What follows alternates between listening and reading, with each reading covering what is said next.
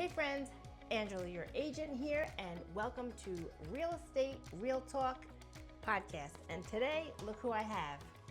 Morning, I'm Chris Coleman. I'm a real estate attorney. I have an office in Poughkeepsie, and we serve the Hudson Valley area generally, and I'm here to answer whatever questions Angela has. Yeah, we're gonna have some fun today, aren't we? Absolutely. We're gonna get down to business, and we're gonna have a little fun, and we're gonna bring it in, right? I always love to bring it in. Boom. This is bringing it in? Yes, we're bringing it in. Bring it in. I'm here to bring it in. Today we're going to talk about how our two worlds meet up, right? He is a lawyer and mostly works in real estate. So when I'm at a closing with Chris, you know, there's the residential side, the commercial side. So we'll get into that a little bit. And I told him, I said, you know, I like a little light joke on here. So if he has any jokes of the industry, we'll get to that later. So once again, thanks for subscribing.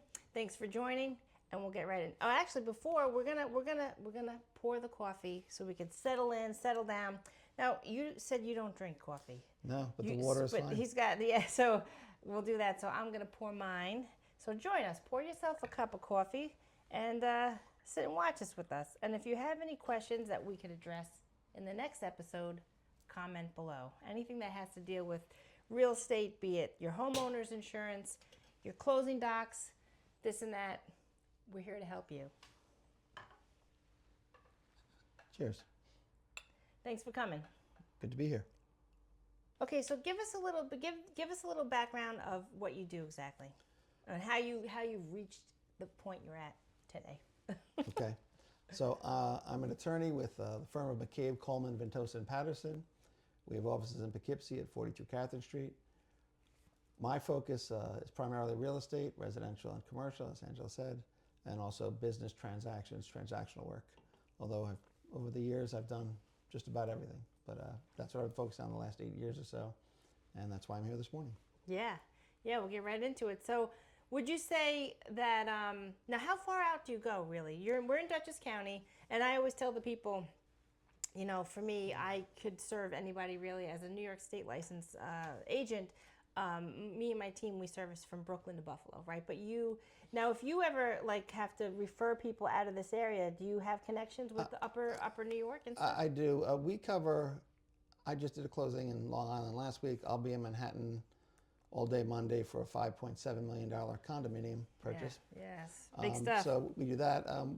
Albany, Saratoga. I usually refer those out. Yeah. But we do Greene, Ulster, Columbia, Dutchess, Putnam, Orange, Yeah. And if we need to travel, we travel. I've done plenty of closings, Westchester and elsewhere, and sometimes that's what you need to do to get the job done. Right? Gotta go where you gotta go to get the job done. That's what I'm saying too. In my world with real estate, if someone wants to see 10 homes and they need to see 30 homes, we do it. We're here. And I'll put my information below too. I'm part of the Carol Mahoney team, as you know. But if you're new to the channel, welcome. And like I said, we get the job done all across New York, the whole team. But if you're moving or coming from anywhere in America, leaving here or going to, let's say you're going to Arizona, guess what? We help you there too, because we have connections throughout the whole US of A. So that's good to know. And then Impressive. if we need, and if I'm working with you and you're like, hey, you got a lawyer you know to close in Arizona, we can refer that. Sounds good. How far out have you ever gone? Because you must have connections somehow with people that move out of here. I'm only allowed to practice in New York State. Of course, I'm licensed in New York State. But I've worked with attorneys all over the country. And, Yeah. you know, if I can't find somebody, I can usually get through somebody to get me to somebody. So.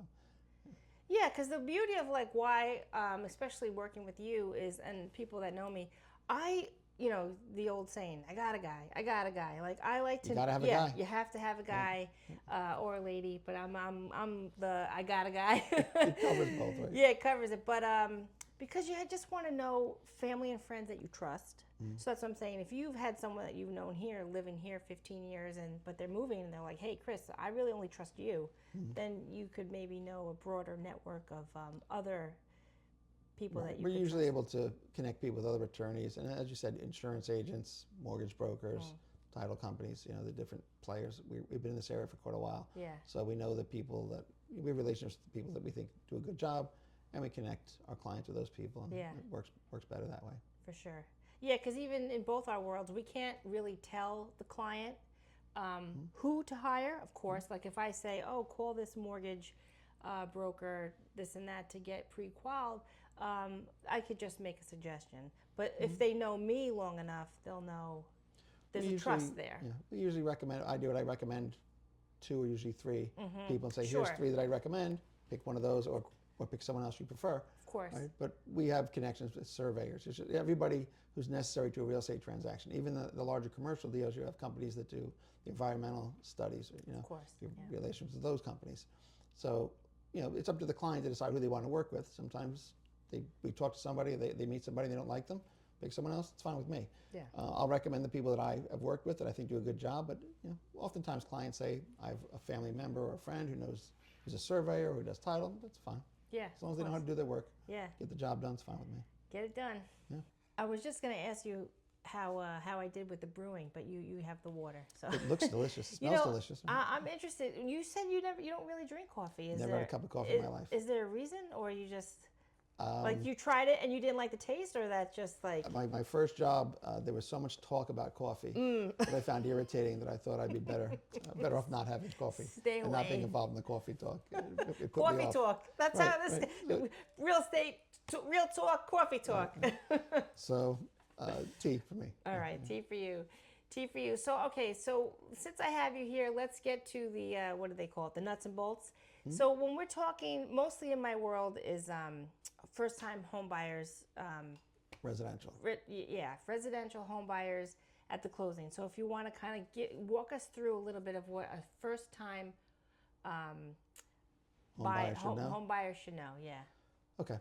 So Because when they hear the word lawyer, sometimes maybe they get nervous and they're like, I got to put all my ducks in a row. There's a lot of paperwork. So break it That's down. true. So ease them. I do think, I think some people put off speaking with a lawyer, but that's not a good idea. The earlier the lawyer gets involved, the better, the more effective we can be. Yeah. For first-time home buyers, generally they reach out to an agent, such as Angela, and they locate a house. The agent's job is to put together the offer. Hopefully the offer is accepted. Usually at that point, the lawyers are brought in. Sometimes they're brought in earlier. And the lawyer's job when you're representing a seller is to draft the contract of sale, for the purchasers to review the contract of sale with the client and go over it. Once that is done, the contract gets signed. Now the buyer and the seller are in contract and everything moves forward. When I'm representing sellers, my job is really to stand by, look over the title, make sure there's no issues, deal with any violations, any problems, and then at the closing, get a payoff letter from the bank if there's a mortgage, and get the documents ready for the closing. On the buyer side, it's a little more involved. I generally have the clients deal with the lender, the bank, mortgage broker. We order the title, review that, again, deal with any issues that come up. And then if the client is going to have a survey, we have that talk as well. Usually the survey, the title, and the bank takes about 3 to 4 weeks to get everything lined up, and they run simultaneously. I'll put that here. Boom, boom, Right. boom. Because So- people don't realize sometimes that all the moving parts. Because also different states have different laws and different moving parts. And different ways to do closing. New York is a very, if you don't know how New York does closings, I have people from out of state mortgage brokers, and it's very difficult to work with them. Yeah. I encourage people to work with the local lenders, local title companies, local surveyors. They know the lay of the land. Now, I will also tell you that in Manhattan and Long Island, they do things one way. What we call downstate, where we are, they do another way. In Albany and above, they do it another way. In Albany, the brokers have a form contract, and the brokers fill it out and then hand it to the attorneys. We don't do that down here. We don't like that. We like to do our own contracts and not deal with these form contracts. Yeah. New Jersey, Florida have different ways of doing it. The brokers do a lot of the work there. Sometimes they won't even have an attorney involved. But in New York, it's really required that you have an attorney, whether you're the buyer or the seller. The bank also has its own attorney. So at the closing, there'll be 3 attorneys, 3 times the fun. And once the title is clear, no violations on the building, the survey looks good, there's no encroachments, nobody's house is on your house, a shed or driveway, things like that. And the bank says we're clear to close, then we pick a date. We go to usually an attorney's office or the bank's office, and we all sit in a room. And we push a lot of papers around. Lot of paper. At the end, everything gets signed. The attorneys oversee the process. And the buyer walks out with a set of keys and a large debt obligation. The seller walks out with a check, and everyone's happy. Yeah, mostly. Ideally. Sometimes you get that 1%. You never know. Yeah, But there's some fun stories like clean sweep. We there's test often the people out there. issues- Do you know what the clean sweep is? Sometimes you the day of closing, there's still some stuff in the house. Oftentimes, the house is supposed to be delivered broom swept and cleaned with all broom personal property and waste removed. Yeah. And yet, you'll find at a closing, someone left 8 paint cans because they thought the buyer would want to know what color paint it was. The buyer doesn't want the paint cans. No. Fun things like that. Or on the way out there, they damaged this or they did this. They left behind garbage. They didn't empty the shed. Those things happen regularly. There's always a walkthrough, which your job is to meet with the client ahead of the closing. I like that to be as close in time as possible to closing. If we're closing at 1, I want the walkthrough at 11 or 12. Absolutely. Because if we do it, I'll give you a story years ago. Yeah. We like some good, unpack a good story. It's a good story. Years ago, middle of winter up here, they did the walkthrough the night before. Go to the closing in the afternoon, they close, but they had turned off the electric, so the pipes froze. Pipes burst, hardwood floors, damage everywhere. And that's not good. It's also, so here's a good pointer, when you're selling, don't cancel the insurance the day of the closing. The insurance company treats that as 12:01 in the morning. And if you can't prove in that pipe burst, you've got a problem. So cancel the insurance the day after the closing. Sure. You never want the house uninsured. And 1 day doesn't cost much. Right. 100%. The damage from the pipes, That's a good advice. Right. We'll actually talk about that the next time John comes on, because that is really good advice. Don't turn off the electric Yeah. until we're at the closing. Yeah. Right, and you transfer the electric over. 100%. Especially in this cold weather.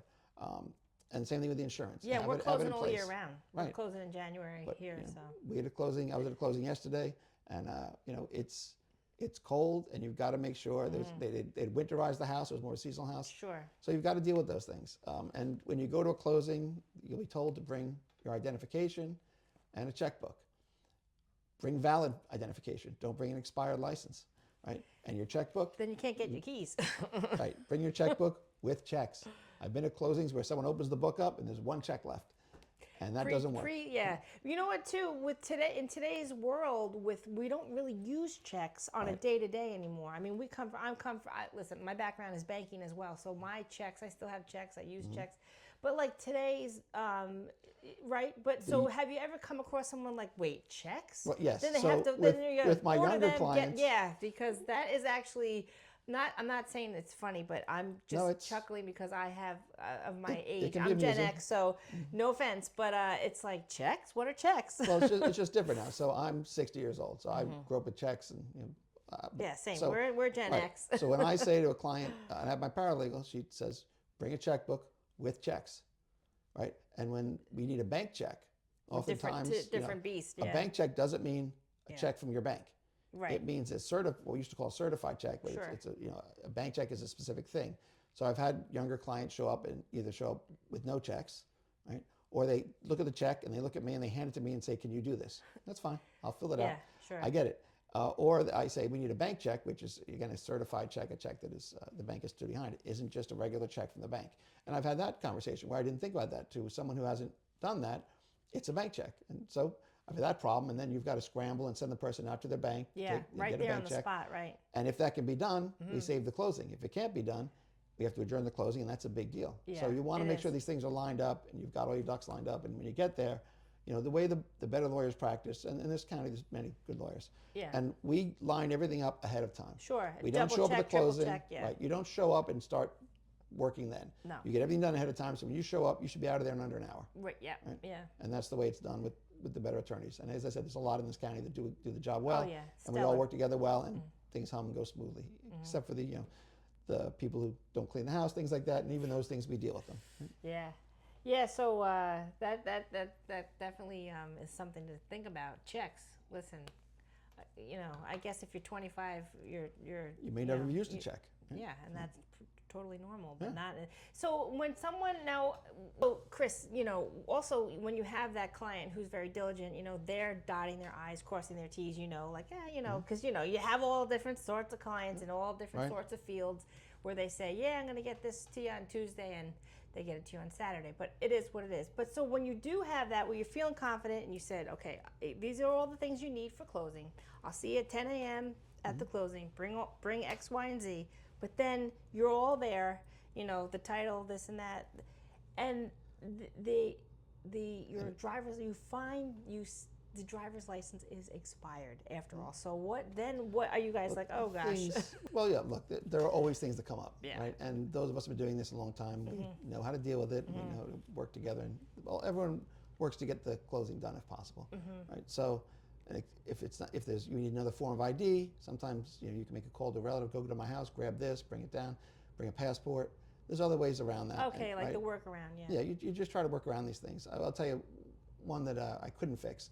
Was I had a gentleman who was he applied to buy a house. We went through everything. He went to get his mortgage. He went through underwriting. He got cleared. Everything was great. We get to the closing. We're sitting there, and I'm going through the documents. And one of the documents is a W-9, which confirms your Social Security number. And I said to him, as I say to every client, is this your Social Security number? And every other client says, yes, it is. And he said, no, it's not. The last two numbers are switched. And I stopped, and I said, are you sure? He said, yeah. And the banker happened to be at the closing. And he went white, and he said, I was surprised I got a loan. I have terrible credit. He was an honest man. And I realized that the bank had never picked it up. Wow. It went all the way to the closing table, and if I didn't ask that question, they would have just given him the loan. He would have been fine. But he said, look, he was very serious. I'm just happy to be here. I was really excited because I thought my credit was terrible, and it turned out his name must have been close to the person with the switched two numbers. Sure. And he got over the table, and at that point, the bank pulled everything back, and the closing was dead, and there was no way to fix that. He was an honest guy. He didn't lie. But everyone at the table was stunned. It was just, he got through, right? Somehow the bank missed it. Everyone in the bank missed it, and he got to the table. That's called transposing numbers when you do but that one I couldn't fix. But the majority of these things that come up, the other attorney, we work it out. We figure out what we can do. Plan B, plan right? C. Sometimes we'll hold money to fix a problem after. Sure. Escrow, things like that. We try to avoid that. And then sometimes you have sellers who need to stay a few days, or buyers want to get in early.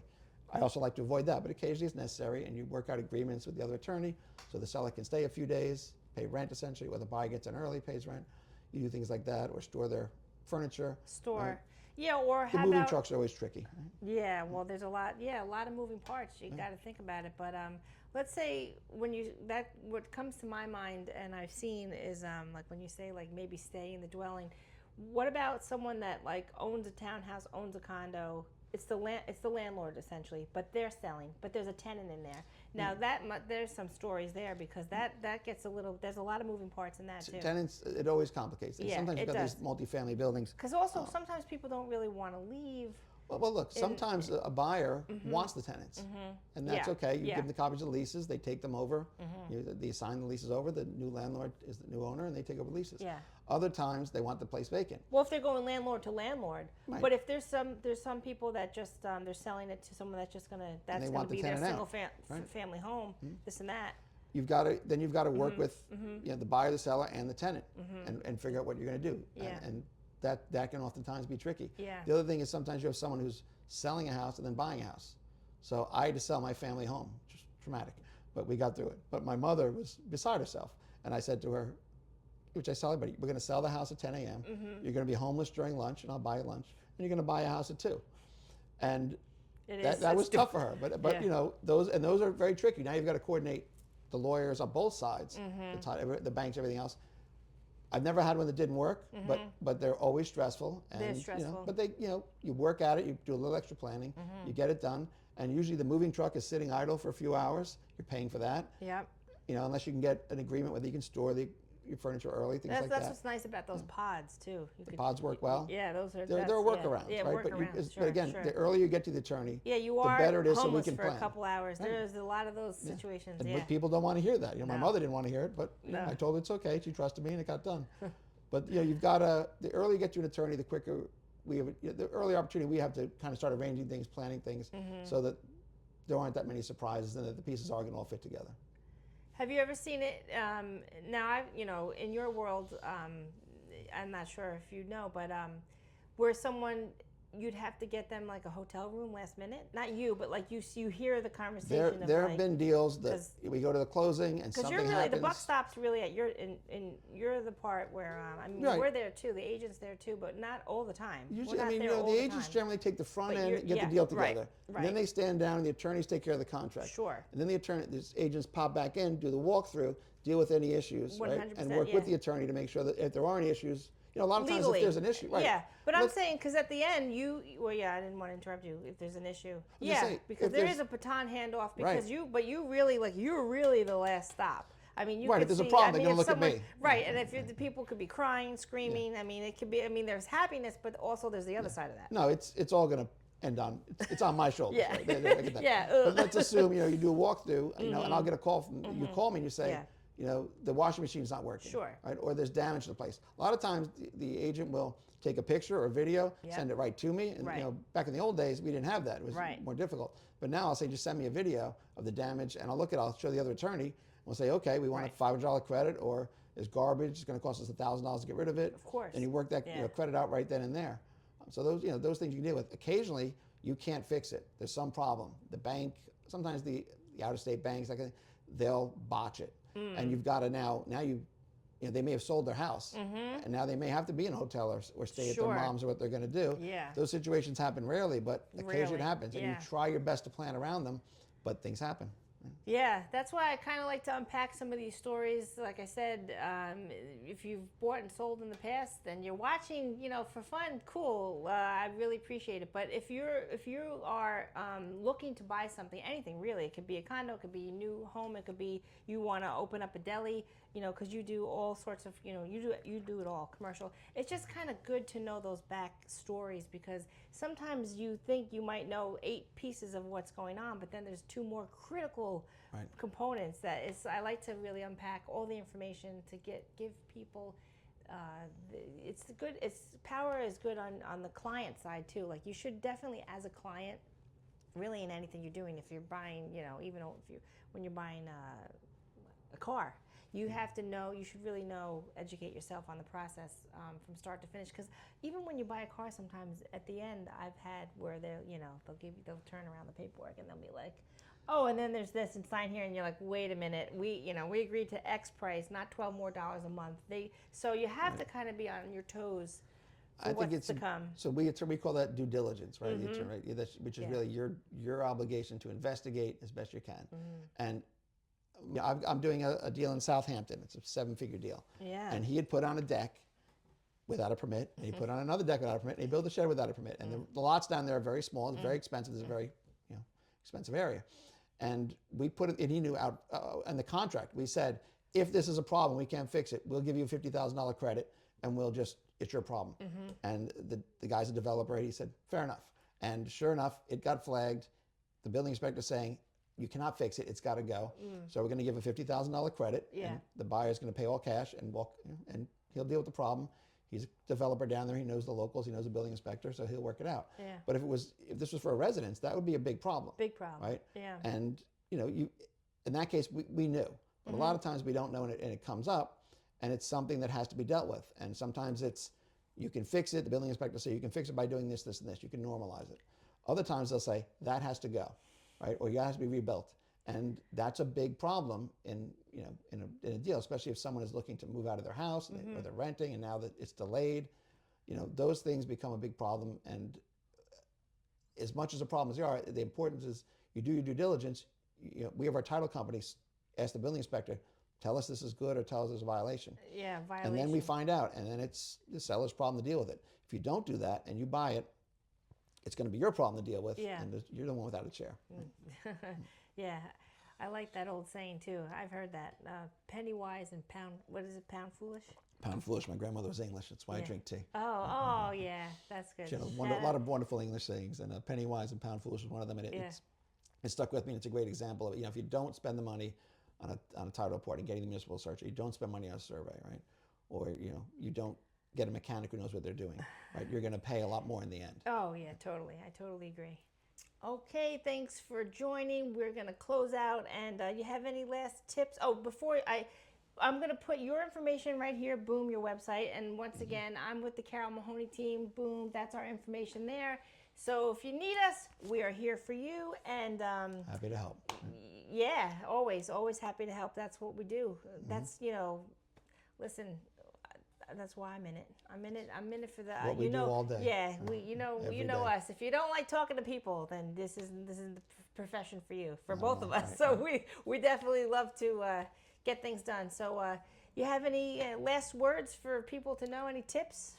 But for buyers, one of the tips when you get to the closing, when it's all done, you're going to get a set of keys from the seller, and that's great. But when you get there, hire a locksmith. Change the locks. You never know how many keys are out there with relatives or friends, and you want to make sure you're secure. So the last piece of advice when you walk out of the closing, make sure that's taken care of. Yeah, good. That's good advice. Safety. But actually, that reminds me of I like little silly jokes. If you ever get locked out of your house, you should talk to your lock calmly. Why is that? Communication is key. Yes, it is. But bum boom. Listen, we like to keep it light and airy on this thing. All right, so what do we say at the end here? We'll see you next time.